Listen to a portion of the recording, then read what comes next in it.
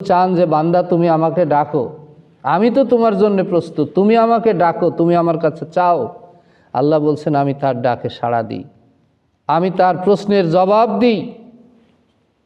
ফালিউমিনু B, তাহলে কি উচিত না মানুষগুলোর আল্লাহর উপর ঈমান আনা? যে আল্লাহ এত কাছে, যে আল্লাহ এত আপন, যাকে ডাকলেই কাছে পাওয়া যায়, যাকে প্রশ্ন করলে জবাব পাওয়া যায়, যিনি আমার ডাকে সাড়া দেন, যিনি আমার অভাব দূর করেন, যিনি আমার ফরিয়াদ শোনেন, যিনি আমার দোয়া কবুল করেন, যিনি আমার সমস্যার সমাধান করেন, যিনি আমার অভিভাবক, যিনি আমার একমাত্র অভিভাবক। সারা দুনিয়া যখন আমাকে ইগনোর করে, তিনি তখন আমাকে কাছে থেকে সাড়া দেন। সারা দুনিয়া যখন আমাকে অবহেলা করে, তিনি সেই মহান আল্লাহ যিনি আমাকে খুব আপন করে, কাছে থেকে আদর করে, যত্ন করে, লালন পালন করে আমাকে রিজিক দান করেন, আমাকে তার অভিভাবকত্ব দান করেন, যিনি আমাকে তার বন্ধুত্ব দান করেন, বেলায়াত দান করেন, তিনিই তো সেই আল্লাহ সুবহানাহু ওয়া তাআলা। তাহলে কি বান্দার উচিত নয় সে আল্লাহর উপর ঈমান আনা?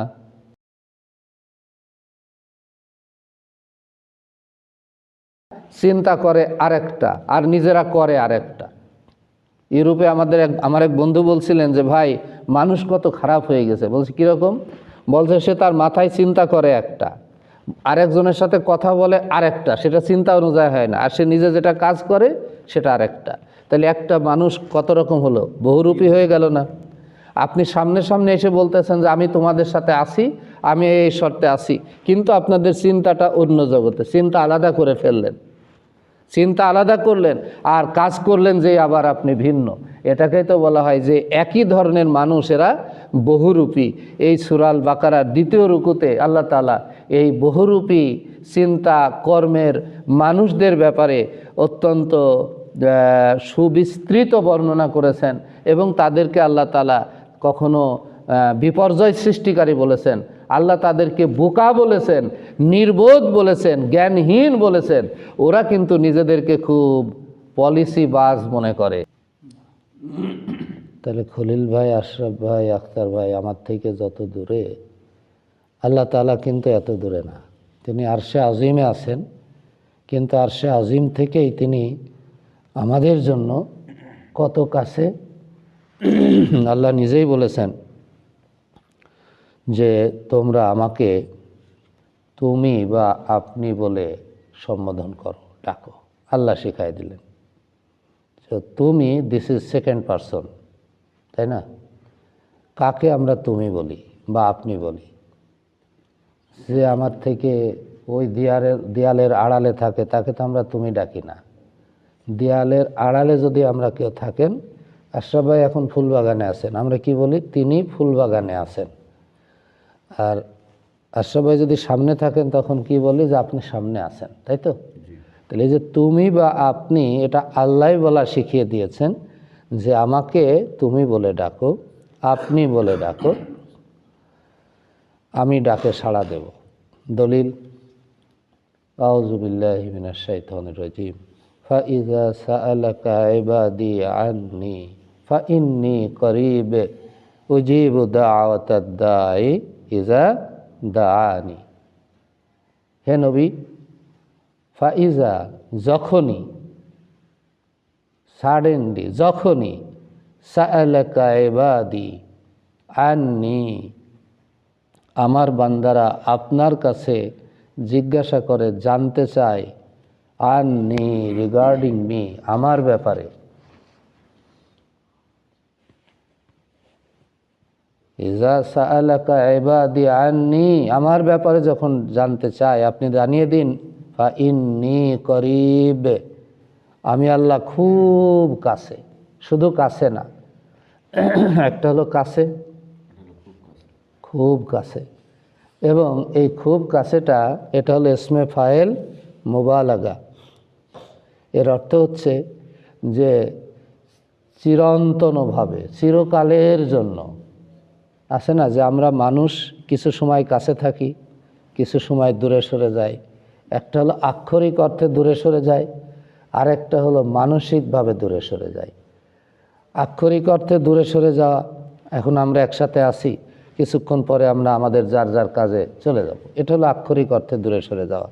আবার কিছু সময় দেখা যায় যে কোনো মতের অমিল হলো, কোনো চিন্তা চেতনা একটু বেমিল হলো, অথবা আমি আরেকজনের চিন্তা চেতনাটাকে বুঝতে পারলাম না, অথবা আমারটা তাকে আমি কনভিন্স করতে পারলাম না, বোঝাতে পারলাম না, সেক্ষেত্রেও মাঝে মাঝে আমাদের একটু দূরত্ব হয়। নানা কারণে আমাদের দূরত্ব হয়। সেই ক্ষেত্রে বাবা সন্তানের মাঝে হতে পারে ভুল বোঝাবুঝির কারণে দূরত্ব, স্বামী স্ত্রীর মাঝে হতে পারে সেই দূরত্ব। ইভেন দো স্বামী স্ত্রী কাছে আছে কিন্তু কাছে থেকেও দূরত্ব। কারণটা কি? ফিজিক্যালি কাছে আছে কিন্তু মন মানসিকতায় তাদের দেখা যাচ্ছে একটু ডিস্টেন্স হয়ে গেছে, কারণ মতের মিল হচ্ছে না। এটা আমরা বাংলা ভাষায় বলি মতের মিল হচ্ছে না, সন্তানের সাথে বাপের, ভাইয়ের সাথে ভাইয়ের, স্বামীর সাথে স্ত্রীর। এসব কারণেও কিন্তু আমরা একটু দূরে থাকি। আল্লাহ সুবহানাহু ওয়া তাআলা কোনো অবস্থায় দূরে থাকেন না। আল্লাহ তাআলা কাছে থাকেন এবং খুবই কাছে থাকেন। কাদের? ঈমানদারদের জন্য। এবার আসবো কত কাছে। আল্লাহ তাআলা খুবই কাছে থাকেন এবং চিরকালের জন্য তিনি কাছে থাকেন। এই জন্যই শব্দটা ব্যবহার করা হয়েছে করিব। এটা হচ্ছে ইসমে ফাইল মুবালাগা, মানে এই কাছে থাকাটা কখনো জাওয়াল হয়ে যায় না, মানে বিদূরিত হয়ে যায় না। এই অবস্থানেই আল্লাহ সুবহানাহু ওয়া তাআলা থাকেন। তাহলে নির্ভর করে যে বান্দা কতটুকু আল্লাহর কাছে থাকতে চায় বা থাকতে পারে, থাকার চেষ্টা করে। বুঝাইতে পারলাম না কথাটা? আল্লাহ তো কাছেই ঈমানদারদের থাকেন, তিনি তো সব সময় ঈমানদার যদি আল্লাহকে ডাকে আল্লাহ কাছেই থাকেন। তাহলে এখন দায়িত্বটা ঈমানদারদের, সে কতটুকু আল্লাহর কাছে থাকতে পারলো, আল্লাহর সান্নিধ্য লাভ করতে পারলো, আল্লাহর কাছে থাকার জন্য চেষ্টা করলো, তার হৃদয় দিয়ে, আবেগ দিয়ে, অনুভব দিয়ে, অনুধাবন দিয়ে, তার আমল দিয়ে, তার চিন্তা দিয়ে, তার কর্ম দিয়ে কতটুকু আল্লাহর কাছে থাকতে পারলো, এটা একজন বান্দার চেষ্টা, প্রচেষ্টা, আন্তরিকতা এর উপরে নির্ভর করে। আল্লাহ তাআলার আমরা কাছে, আল্লাহ বলছেন যে ফাইন্নী করিব, আমি খুব কাছে। শুধু তাই না, উজিবু দাওয়াতাদ দাঈ ইজা দাআনি, কোনো আহ্বানকারী যখন আমাকে আহ্বান করে, কোনো ব্যক্তি যখন আমাকে ডাকে, তখন আমি তার ডাকে সাড়া দিই। আল্লাহু আকবার। আমি ডাকে সাড়া দিই। আমি খলিল ভাইকে ডাকতেছি, খলিল ভাই বলছে জি ভাই, এটা তো ডাকে সাড়া দেওয়া, তাই না? আর যদি মতের একটু বেমিল থাকে, ভাইকে ভাই ডাকলেও কিন্তু আর সাড়া দেয় না, কয় খোকা এদিকে আয়, খোকা কথা কয় না, ছোট ভাই কেন একটু রাগ হয়েছে, একটু বেজার হয়েছে, কথা বলে না। আল্লাহু আকবার। আমরা বুঝি যে ডাকে সাড়া দিচ্ছে না।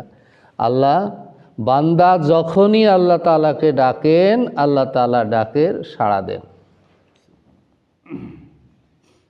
আল্লাহ তো বান্দার উপরে কখনো রাগ করেন না। আল্লাহর অনুগত বান্দার উপরে তো আল্লাহ রাগ করেন না। বলে যে আল্লাহ শুধু চান যে বান্দা তুমি আমাকে ডাকো, আমি তো তোমার জন্য প্রস্তুত, তুমি আমাকে ডাকো, তুমি আমার কাছে চাও। আল্লাহ বলছেন আমি তার ডাকে সাড়া দিই, আমি তার প্রশ্নের জবাব দিই। ফালিয়ুমিনু বি, তাহলে কি উচিত না মানুষগুলোর আল্লাহর উপর ঈমান আনা? যে আল্লাহ এত কাছে, যে আল্লাহ এত আপন, যাকে ডাকলেই কাছে পাওয়া যায়, যাকে প্রশ্ন করলে জবাব পাওয়া যায়, যিনি আমার ডাকে সাড়া দেন, যিনি আমার অভাব দূর করেন, যিনি আমার ফরিয়াদ শোনেন, যিনি আমার দোয়া কবুল করেন, যিনি আমার সমস্যার সমাধান করেন, যিনি আমার অভিভাবক, যিনি আমার একমাত্র অভিভাবক, সারা দুনিয়া যখন আমাকে ইগনোর করে তিনি তখন আমাকে কাছে থেকে সাড়া দেন। সারা দুনিয়া যখন আমাকে অবহেলা করে তিনি সেই মহান আল্লাহ যিনি আমাকে খুব আপন করে, কাছে থেকে আদর করে, যত্ন করে, লালন পালন করে আমাকে রিজিক দান করেন, আমাকে তার অভিভাবকত্ব দান করেন। যিনি আমাকে তার বন্ধুত্ব দান করেন, বেলায়াত দান করেন, তিনিই তো সে আল্লাহ সুবহানাহু ওয়া তাআলা। তাহলে কি বান্দার উচিত নয় সে আল্লাহর উপর ঈমান আনা? সে আল্লাহ বললেন ফালিউমিনু বি, অতএব সে যেন আমার উপর ঈমান আনে, সে যেন আমার উপর ঈমান আনে। সুবহানাল্লাহ, সুবহানাল্লাহ। একটি কথা হৃদয় দিয়ে বোঝা, তার যৌক্তিকতা বোঝা, তার আবহটা বোঝা। আপনি আল্লাহর উপর ঈমান আনবেন, তার আগে দেখেন কতগুলো কথা আল্লাহ সুবহানাহু ওয়া তাআলা বললেন। এটা একটা আবহ তৈরি হলো, এটা একটা পরিবেশ তৈরি হলো যে তুমি আমার উপর ঈমান আনবা না কেন? আমি তো তোমার রব। তুমি যখন ডাকো আমি তো তোমার ডাক শুনি। তুমি যখন বিপদে পড়ো আমি তো তোমাকে উদ্ধার করি। তুমি যখন সাহায্য চাও আমিই তো সে আল্লাহ যে তোমাকে সাহায্য করি। যখন সারা দুনিয়া তোমার উপর মুখ ফিরিয়ে নেয়, আমি তো মুখ ফিরিয়ে নিইনি। নানা কারণে তোমাকে একটু এড়িয়ে চলে, গুসা হয়ে থাকে, একটু অপমান করতে চায়, আমি আল্লাহ তো এগুলো করিনি। আমি তো সাহায্যকারী চিরকালের জন্য, সব সময়ের জন্য। আমাকে বোঝো না কেন? আমাকে কি বোঝা উচিত না?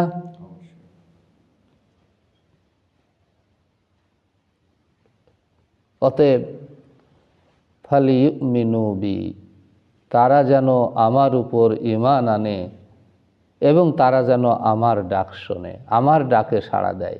কারণ আমি তো তোমাদের ডাকে সাড়া দিলাম, তো তোমরা আমার উপর ঈমান আনো, আমার ডাকে সাড়া দাও। কি মনে করেন আপনার আল্লাহর এই ডাক, আল্লাহর এই আহ্বান, এই দাওয়াত, এটা যৌক্তিক না? যৌক্তিক কিনা? কতটুকু যৌক্তিক? সর্বাঙ্গীন সুন্দর, সর্বাঙ্গীনভাবেই এটা যৌক্তিক। এর বাইরে আর কোনো কথা থাকতে পারে না।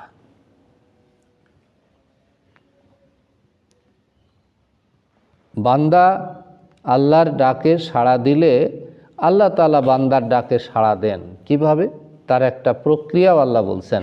আউযু বিল্লাহি মিনাশ শাইতানির রাজিম, বিসমিল্লাহির রহমানির রহিম, ফাযকুরুনি আযকুরকুম ওয়াশকুরুলি ওয়ালা তাকফুরুন। আল্লাহ বলছেন তোমরা আমার জিকির করো, আমি তোমাদের জিকির করব। সুবহানাল্লাহ। এখন বান্দা আল্লাহর জিকির করবে কিভাবে, আর আল্লাহ বান্দার জিকির করবেন কিভাবে? আমি সাদামাটা ভাষায় একটা কথা বলি। জিকির শব্দের অর্থ হলো স্মরণ করা, মনে রাখা।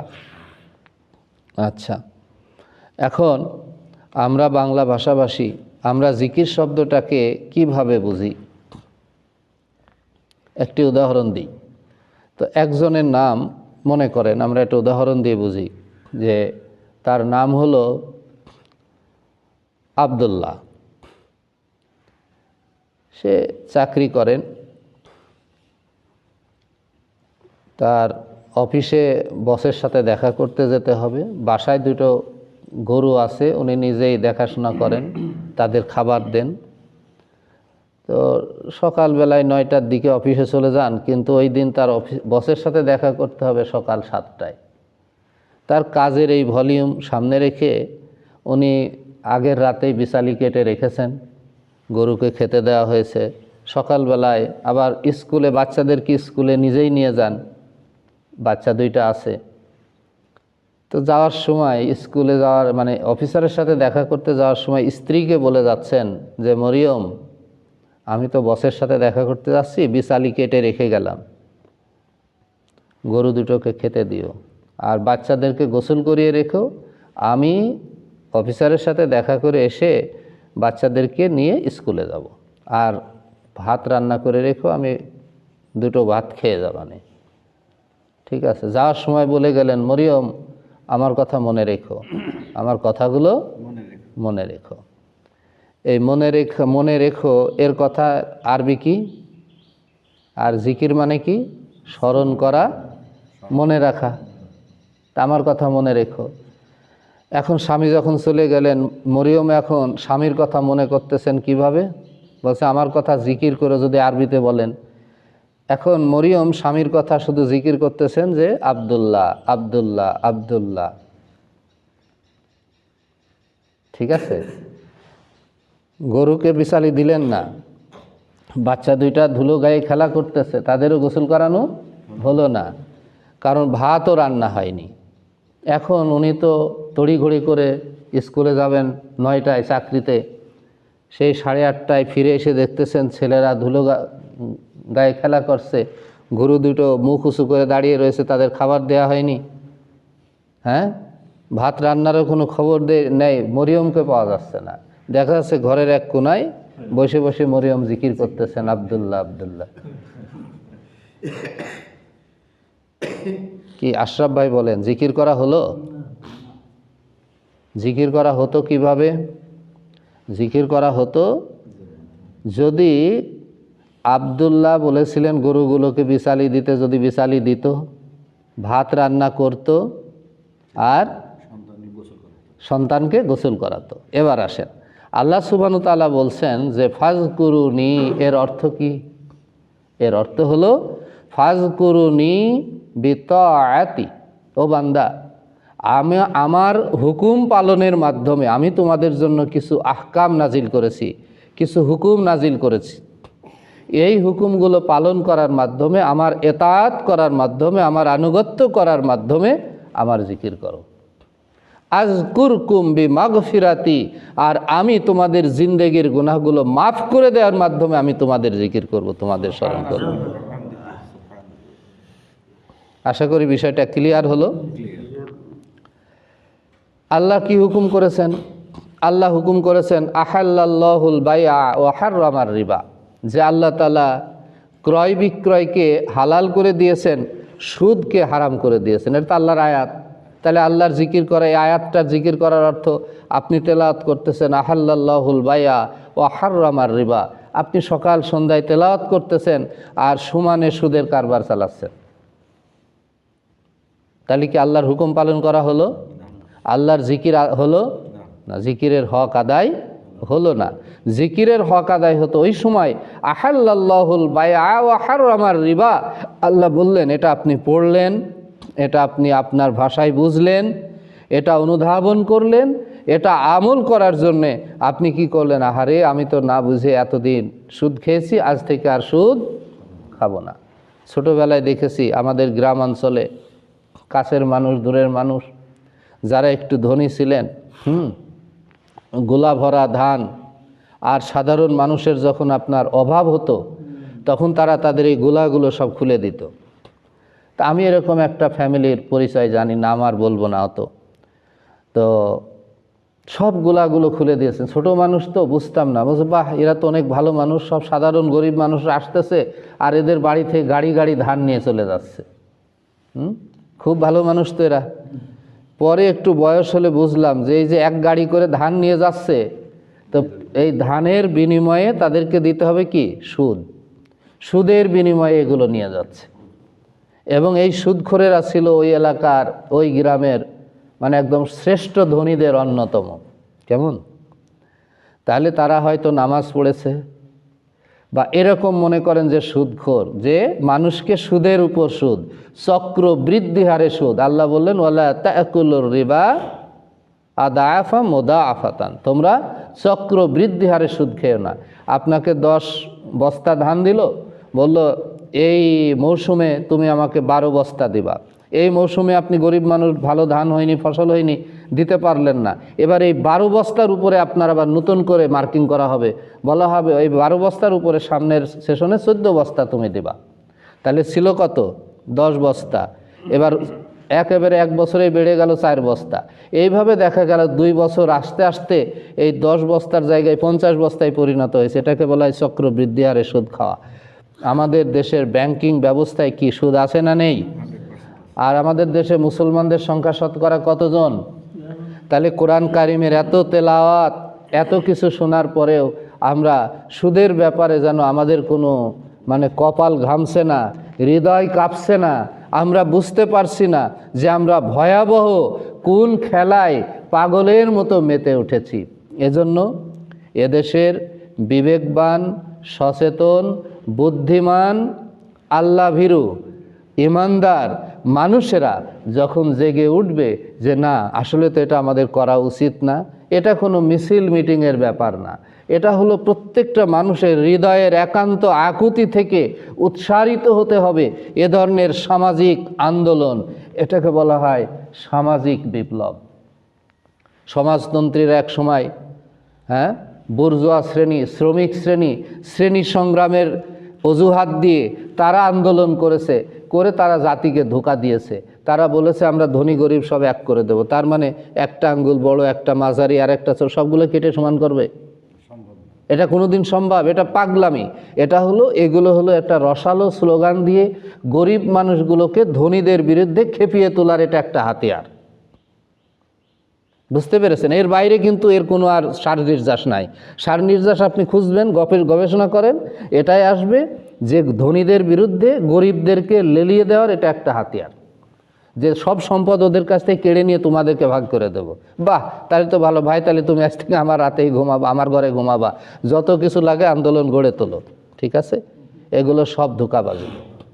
যখনই আপনি সুদ বন্ধ করবেন, সমাজে আল্লাহর পক্ষ থেকে রহমত নাজিল হবে, আল্লাহর পক্ষ থেকে বারাকা নাজিল হবে। তার মানে আল্লাহ সুবহানাহু ওয়া তাআলার জিকিরের অর্থ হলো এই, আল্লাহ সুদ বন্ধ করতে বলেছেন, খেতে নিষেধ করেছেন, আমরা বন্ধ করব। এটা আল্লাহর জিকিরের আমল হলো। আল্লাহ মিথ্যা কথা বলতে বলেছেন না বন্ধ করতে বলেছেন? আল্লাহর নবী বলেছেন, কেউ যখন একটা মিথ্যা কথা বলল, আল্লাহর ফেরেশতা প্রায় 2 মাইল দূরে সরে যায় মিথ্যার দুর্গন্ধে তার কাছ থেকে। মিথ্যা কথা, এটা একজন ইমানদারের পক্ষে কিভাবে সম্ভব? একটা পাহাড় এক জায়গা থেকে সরে যাওয়া সম্ভব, একজন ইমানদার কখনো মিথ্যা কথা বলতে পারে না, পারবেই না, বলতেই পারে না। সে হয়তো বলবে যে ভাই আমি এটা পারছি না, এটা এই, এটা ওই, এটা সে তার যুক্তি দিয়ে বুঝাবে, কিন্তু মিথ্যা কেন বল? মিথ্যা বললে তো তার আল কিজবু উম্মুজ জাম্বি, যে মিথ্যা বলতে পারে, এই মিথ্যা হলো সকল পাপের জননী, মা, মূল। যে মিথ্যা কথা বলতে পারে সে দুনিয়াতে এমন কোনো অপকর্ম নেই যা সে করতে পারে না। তাহলে আল্লাহ মিথ্যা বলতে নিষেধ করলেন, তাহলে আপনার জিকিরের আমল কখন হবে? যখন আপনি মিথ্যা ছেড়ে দিলেন। আল্লাহ ধোঁকাবাজি করতে বলেছেন না ধোঁকাবাজি বন্ধ করতে বলেছেন?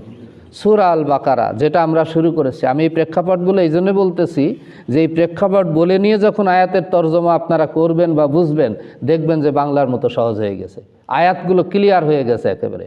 সূরা আল বাকারা প্রথম রুকুর শেষ পর্যায়ে, দ্বিতীয় রুকুর পুরাটা এই ধোঁকাবাজির আলোচনা, যে কারা ধোঁকাবাজ, কারা প্রতারক, কারা মুনাফিক, সামনে এক কথা বলে পিছনে আরেক কথা বলে, কথা বলে একটা, মনের ভিতরে চিন্তা করে আরেকটা, কথা বলে একটা, চিন্তা করে আরেকটা, আর নিজেরা করে আরেকটা।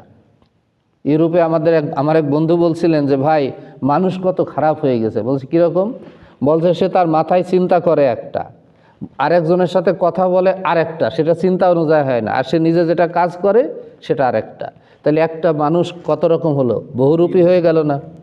আপনি সামনে সামনে এসে বলতেছেন যে আমি তোমাদের সাথে আছি, আমি এই শর্তে আছি, কিন্তু আপনাদের চিন্তাটা অন্য জগতে, চিন্তা আলাদা করে ফেললেন, চিন্তা আলাদা করলেন আর কাজ করলেন যে আবার আপনি ভিন্ন।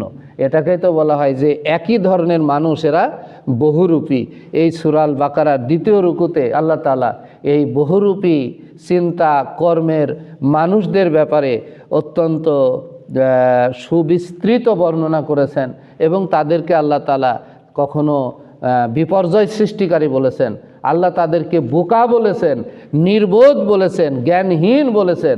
ওরা কিন্তু নিজেদেরকে খুব পলিসিবাজ মনে করে, ইন্টেলিজেন্ট মনে করে, জিনিয়াস মনে করে, বাট আল্লাহ তাদেরকে বললেন যে তারাই হলো বোকা, তারাই হলো নির্বোধ, ওরাই হলো সমাজে বিপর্যয় সৃষ্টিকারী, কিন্তু তারা তা রিয়ালাইজ করতে পারে না। যখন আল্লাহর দেওয়া এই মেধা মানুষ আল্লাহর বিরুদ্ধে কাজে লাগায়, মুনাফিকিতে কাজে লাগায়, প্রতারণার কাজে লাগায়, আল্লাহ সুবহানাহু ওয়া তাআলা তখন তাদের বুঝের যে নূরটা, এটা আল্লাহ তুলে নেন, সলব করে নেন। মানে প্রত্যেকটা কথার ভিতরে একটা চুম্বক আছে দেখবেন, যেটা মানুষকে আকৃষ্ট করে।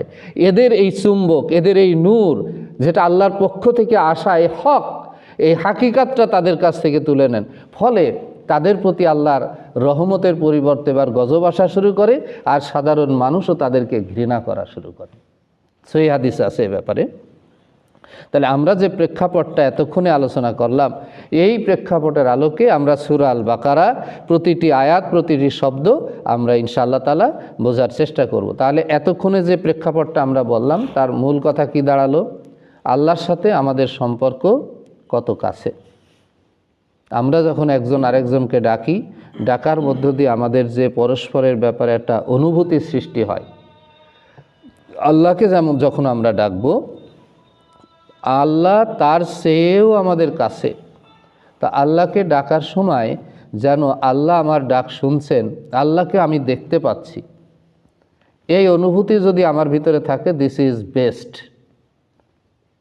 হ্যাঁ, যে আল্লাহকে আমি দেখতে পাচ্ছি, এই অনুভূতি যদি থাকে, এটা হলো বেস্ট, যে আমি আল্লাহকে দেখতে পাচ্ছি। তাহলে আমি একজনকে দেখে কথা বলার যে হৃদয়ের যে মজাটা, এটা আমি অনুভব করতে পারবো। আর আল্লাহ রসুল বললেন, ফাইল্লাম তাকুন তারাহু ফাইন্নাহু ইয়ারাক। আর তুমি যদি আল্লাহকে দেখতে না পাও, তাহলে তিনি নিশ্চয়ই তোমাকে দেখছেন, এই অনুভূতিটা যেন থাকে। তাহলে টু পার্ট, একটা হলো আপনি নিজে দেখছেন, তার মানে যেন আপনি দেখছেন। আল্লাহকে তো কেউ দেখতে পাবো না, কিন্তু যেন আমি দেখছি, অর্থাৎ দেখার মতো অনুভূতি নিয়ে, হৃদয়ের গভীরতা নিয়ে আমাদেরকে নামাজ পড়া, সলাতে দাঁড়ানো, সব কাজগুলো করা।